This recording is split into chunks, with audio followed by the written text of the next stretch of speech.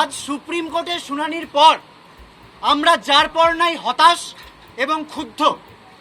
অভয়ার ভয়াবহ ধর্ষণ ও হত্যার ঘটনায় যে তদন্তের ভার সিবিআই নিয়েছিল আমরা দেখতে পেলাম তাতে কোনো রকম অগ্রগতি হয়নি। বিচার পেতে এই দীর্ঘসূত্রিতার ভয় আমরা গোড়া থেকেই পাচ্ছিলাম। হাইকোর্ট থেকে সুপ্রিম কোর্ট, কলকাতা পুলিশ থেকে সিবিআই তদন্তে হাত বদল হয়ে চলেছে, অথচ বিচার এখনো অধরা। উপরন্তু সুপ্রিম কোর্টের রাজ্য সরকার ও সরকারের উকিল কপিল সিব্বলকে আমাদের জুনিয়র ডাক্তারদের আন্দোলন ও কর্মবিরতিকে যেন তেন প্রকারেণ থামানোর জন্য ন্যাক্কারজনক একটা ভূমিকা রাখতে দেখলাম আমরা। ওনারা বলেছেন জুনিয়র ডাক্তারদের আন্দোলনের ফলে মানুষ মারা যাচ্ছেন, রোগী পরিষেবা ব্যাহত হচ্ছে ইত্যাদি। আমরা স্পষ্ট আরও একবার মনে করিয়ে দিতে চাই, রাজ্যের প্রতিটি মেডিকেল কলেজে রোগী পরিষেবা চালু আছে। সিনিয়র ডাক্তারেরা অক্লান্ত পরিশ্রম করে পরিষেবা দিচ্ছেন লাখো মানুষকে। আমরা রাজ্যবাসীকে এও মনে করিয়ে দিতে চাই, রাজ্যে মোট সরকারি হাসপাতালের সংখ্যা 245টি, যার মধ্যে মেডিকেল কলেজ মাত্র 26টি। মোট জুনিয়র ডাক্তারদের সংখ্যা 7,500 এরও বেশি নয়। পশ্চিমবঙ্গে মোট রেজিস্টার্ড ডাক্তারের সংখ্যা প্রায় 93,000। মাত্র কয়েকটি মেডিকেল কলেজে যেখানেও সিনিয়র ডাক্তাররা চিকিৎসা পরিষেবা দিচ্ছেন, সেখানকার জুনিয়র ডাক্তাররা কর্মবিরতিতে আছেন বলে গোটা স্বাস্থ্য ব্যবস্থা ভেঙে পড়ছে। এই কথাটা তাহলে কি করে বলা হচ্ছে? অর্থাৎ সরকার মিথ্যে কথা বলছে, সুপ্রিম কোর্টে মিথ্যে বক্তব্য রাখা হচ্ছে।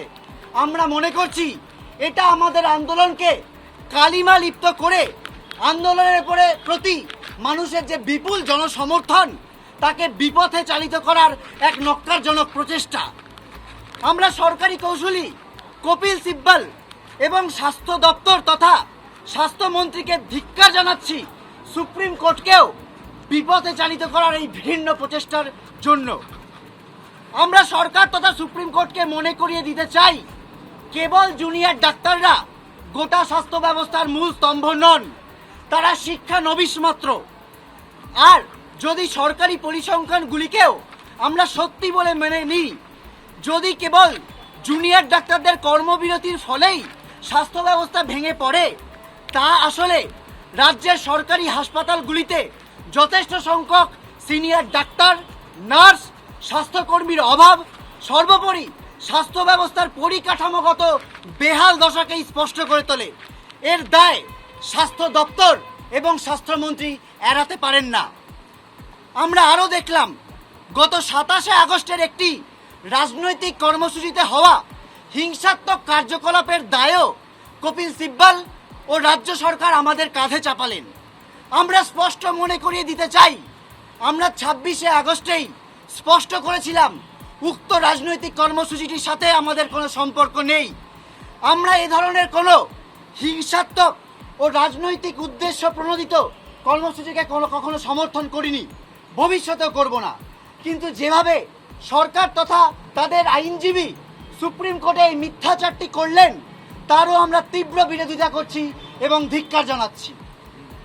ঘটনার 30 দিন কেটে গেলেও রাজ্য সরকার এখনও আন্দোলনের মূল দাবিগুলিকে নিয়ে কোনো সদিচ্ছামূলক পদক্ষেপ নেয়নি। সমস্ত দায় সিবিআই তদন্তের ওপর চাপিয়ে দিতে চাইছে। পুলিশি গাফিলতির ব্যাপারে কোনো পদক্ষেপ হয়নি, স্বাস্থ্য দুর্নীতির ব্যাপারে বাস্তবে কোনো পদক্ষেপ হয়নি। সন্দীপ ঘোষ বা বিরূপাক্ষ বা অভিজ্ঞকে যে সাসপেন্ড করা হয়েছে, সেটাও শাক দিয়ে মাছ ঢাকার মতো। বাস্তবত সিবিআই গ্রেপ্তার করার পর সন্দীপ ঘোষকে নামমাত্র শোকজ করা হয়েছে। অভিক এবং বিরূপাক্ষকে সাসপেন্ড করলেও সাসপেনশনের কোনো কারণ উল্লেখ করা হয়নি। এরকম একটি দুর্বল সাসপেনশন অর্ডার কোর্টে গেলেই প্রত্যাশিত হয়ে যাবে। এটি বাস্তবত গণক্ষোভ প্রশমিত করার জন্য একটি আই ওয়াশ ছাড়া অন্য কিছু বলে আমরা মনে করতে পারছি না। আমরা সুস্পষ্টভাবে রাজ্য সরকারের কাছে দাবি জানাতে চাই, সন্দীপ ঘোষের বিরুদ্ধে কড়া ডিসিপ্লিনারি অ্যাকশন নেওয়া হোক। অভিক দে ও বিরূপাক্ষকে যথাযথ কারণ দর্শিয়ে তারপর সাসপেন্ড করা হোক স্বাস্থ্য ভবন। আন্দোলনের প্রথম দিন থেকে সুরক্ষার প্রশ্নে আমরা কিছু দাবি জানিয়েছি। অন ডিউটি ডাক্তারদের জন্য আলাদা রেস্টরুম, আমরা আলাদা বাথরুমের দাবি জানিয়েছি। প্রতিটি রেস্টরুম অনকল রুমের বাইরে পর্যাপ্ত পরিমাণ নিরাপত্তা রক্ষী সিসিটিভি, মহিলা ডাক্তারদের রেস্টরুমের জন্য নারী সুরক্ষা কর্মীদের ব্যবস্থা করা প্রয়োজন ওয়ার্ড এবং ওটি রুমের বাইরেও যথাযথ নিরাপত্তা ব্যবস্থার একথাও আমরা বলেছি। কিন্তু আমরা এটাও মনে করিয়ে দিতে চাই, আমরা যে সুরক্ষার দাবি করেছি শুধু পুলিশ বাড়িয়ে ডক্টর রুম আলাদা করে তা আদৌ মেটানো সম্ভব নয়। সরকারি হাসপাতালগুলোতে যথাযথ রোগী পরিষেবা যদি সুনিশ্চিত না করা হয়, ডাক্তার স্বাস্থ্যকর্মীদের নিরাপত্তা তাহলে কখনোই সুনিশ্চিত করা যাবে না। স্বাস্থ্য ব্যবস্থার মধ্যে যে ব্যাপক দুর্নীতি চলছে সেটা সর্বস্তরে উপস্থিত। প্রচুর শূন্যপদ, পেরিফেরির যে মেডিকেল কলেজ সেগুলোর নামেই মেডিকেল কলেজ, তাতে না আছে উন্নত পরিকাঠামো, না আছে স্বাস্থ্যকর্মীদের নিয়োগ। স্বাস্থ্য ব্যবস্থা শুধু ডাক্তারদের দিয়ে চলে না, চলে জিডিএ থেকে টেকনিশিয়ান, নার্স থেকে ডাক্তার, প্রত্যেকের অবিচ্ছেদ্য অংশ। জিডিএ বা টেকনিশিয়ান পদে দীর্ঘদিন স্থায়ী নিয়োগ পর্যাপ্ত পরিমাণে হচ্ছে না, ঠিকা কর্মী দিয়ে কাজ চলছে, এর ফলে নানা সমস্যা থাকছে।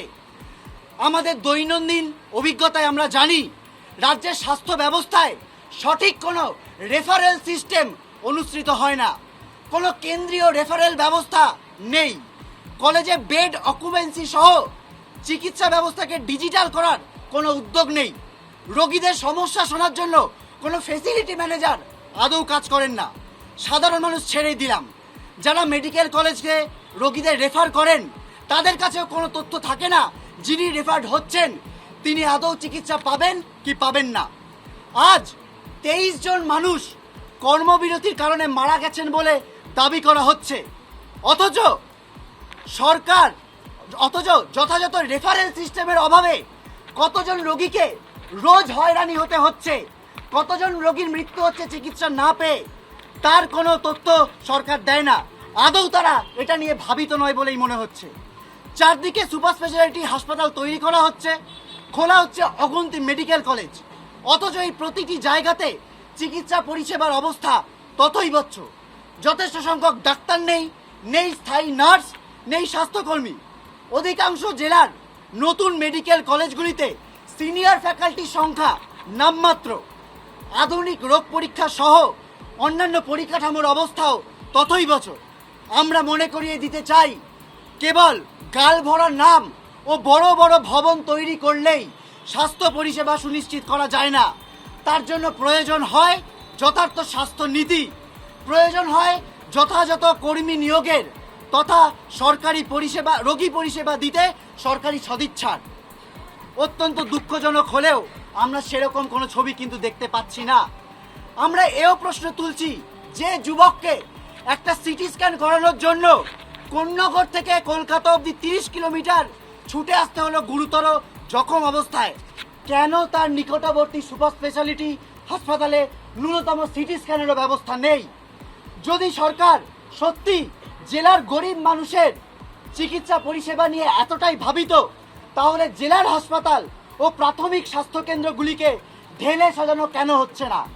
সিভিক ডাক্তার, সিভিক নার্স নিয়োগের ভাওতাবাজি নয়, আমরা চাই জেলায় জেলায় যথাযথ সরকারি স্বাস্থ্য কাঠামো। এই পুরো পর্যায়ে স্বাস্থ্য ভবন ক্রমাগত নক্কারজনক ভূমিকা নিতে গেছে।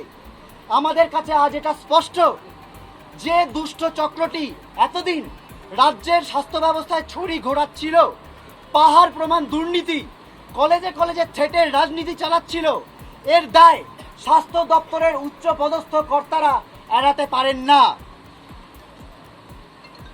উপরন্তু এও আমাদের কাছে প্রকাশিত হয়েছে যে সেমিনার রুম সংলগ্ন ঘরগুলিকে ভাঙার অর্ডারেও সই করেছিলেন স্বাস্থ্য সচিব, ডিএমই এবং ডিএইচএস।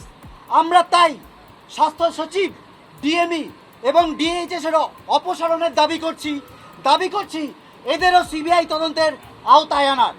স্বাস্থ্য ভবনের এই পাহাড় প্রমাণ দুর্নীতি নিয়ে স্বাস্থ্যমন্ত্রীর কি বক্তব্য আমরা তাও জানতে চাই। এখনো পর্যন্ত এ ব্যাপারে তার কোনো বক্তব্য কিন্তু আমরা পাইনি। কেন পাইনি তাও জানতে চাই। আমরা ভেবেছিলাম আমাদের আন্দোলনের মাধ্যমে আমরা অভয়ার বিচারের সাথে সাথে স্বাস্থ্য দপ্তরের এই ঘুঘুর বাসা ভেঙে স্বাস্থ্য ব্যবস্থার আমূল পরিবর্তন করতে পারবো, প্রকৃত অর্থে তাকে জনমুখী করে তুলতে পারবো। কিন্তু আজ সুপ্রিম কোর্টে কপিল সিব্বল এবং সরকার আন্দোলনের অভিমুখকে জনবিরোধী বলে দাগিয়ে দেওয়ার চেষ্টা করছেন। এমত অবস্থায় আমরা আমাদের 5 দফা দাবি সহ উপরোক্ত দাবিগুলোকেও সামনে রেখে সাধারণ মানুষকে যথাযথ চিকিৎসা পরিষেবা দিতে উপযোগী এক যথাযথ স্বাস্থ্য ব্যবস্থার জন্য আগামীকাল বেলা 12টা থেকে করুণাবয়ী থেকে স্বাস্থ্য ভবন অভিযানের ডাক দিচ্ছি।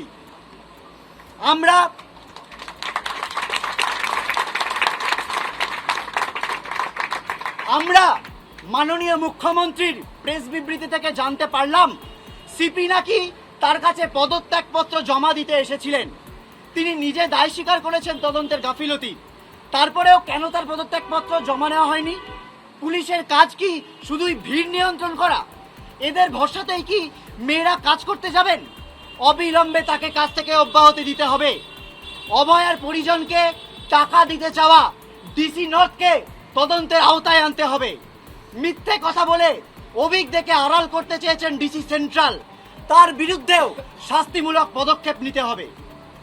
আজকে আরজি করের মতো অবস্থা আমরা চাই না ভবিষ্যতে কোনো মেডিকেল কলেজে হোক, কিন্তু 9ই আগস্টের ঘটনা কোনো বিক্ষিপ্ত ঘটনা নয়।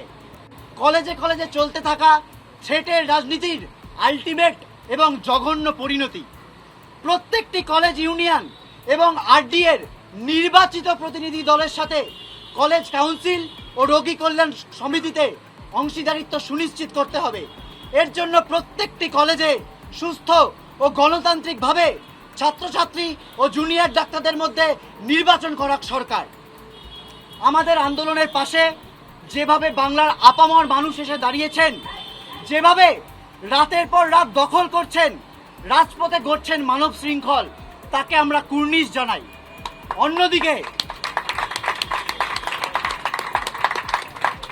অন্যদিকে যেভাবে নৈহাটি থেকে বারাসাত, মাথাভাঙা থেকে কাঁচরাপাড়া সাধারণ মানুষের ওপর শাসকের গুন্ডা বাহিনী ও উর্দিধারী পুলিশের আক্রমণ নেমে এসেছে, তাকে আমরা তীব্র ধিক্কার জানাই। আমাদের এই আন্দোলন এক সার্বিক আন্দোলন, সাধারণ মানুষের আন্দোলন।